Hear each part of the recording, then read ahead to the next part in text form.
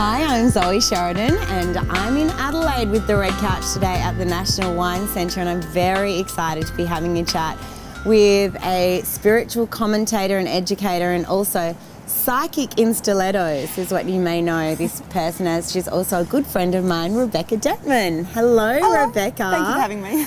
Thank you so much for coming and having a chat. Now let's start with psychic in stilettos first, because you have this wonderful website. We have a very broad spectrum. So we cover everything from like sacred sex and health and well-being right through to celebrities and psychic celebrities and celebrity ghosts, through to just topic like common interest articles on everyday things. Okay, tell me about Twilight. Phenomenon. I've actually heard one interpretation of it, that Edward, who is a boyfriend that is so ridiculously perfect that the feminists are actually worried that our young girls are getting a completely wrong, understanding of what boys are actually like. Like Cinderella. It's like that whole fairy tale phenomenon. It's too good to be true. And everyone is obsessed with the romance in these books because at a deep level we're craving that sacred love and the heart chakra.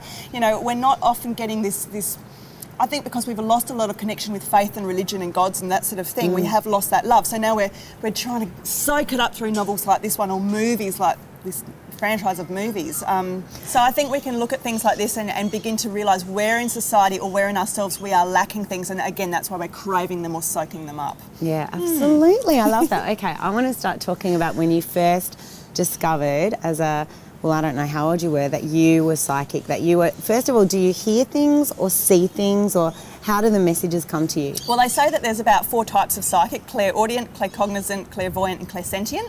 So I've discovered that I'm claircognizant and clairsentient, which means it's much more about knowingness for me. I've got to say I'm a pretty glasses half full type of psychic. There's psychics out there that I call the tears psychics, as in they have to make someone cry in order to feel like they've done a good job. Like that's their proof that it worked.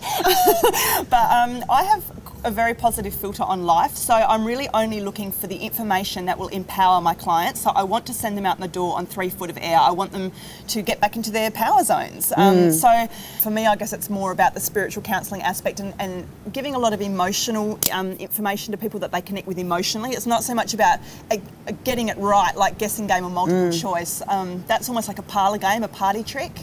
How can a normal person kind of train themselves to be more aware of that? It's really down to clarity of mind and stillness of mind. So you need to find those pockets in your day or your week of stillness, because we live in a world now that is so much faster than ever before in history. You know, when they say we read more in a newspaper than the average medieval person read in a lifetime, we read that of a morning. And we're barraged with the television and all of the multimedia, and then our foods have a lot of pesticides and toxins. We've got the radiation from the computer screens bouncing off satellites, fluorescent lighting. Like, we're very distracted and disconnected. So you need to start having a bit of a ritual in your life where you cleanse some of that stuff off yourself. So whether you do a bit of yoga, whether you eat a bit of organic food, swim in the sea, a bit of just some deep breathing, getting back in touch with the breath, breathing deeper, not just from your throat, because we breathe so shallow.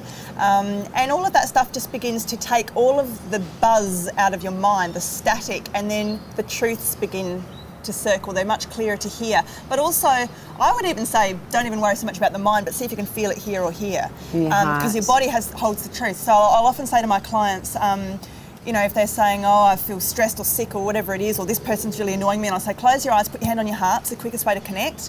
Where do you feel it in your body? And then people will really stop and they'll straight away say, it's in my solar plexus, or it's in my glands, they start to really reconnect with how they're feeling. You know what? We need mystery in the world, because we have lost so much mystery on this earth. We like everything to be proven and known and on a piece of paper, and that's so no fun.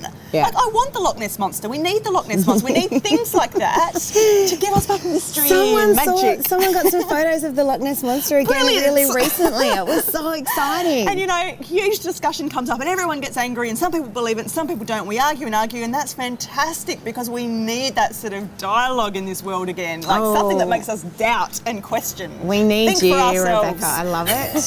Thank you so much for coming and chatting today. It was awesome. Great fun. I always learn so many things when I talk to you. I could talk to you for hours and hours. Thank you so much. Beautiful girl. Thanks, Zoe.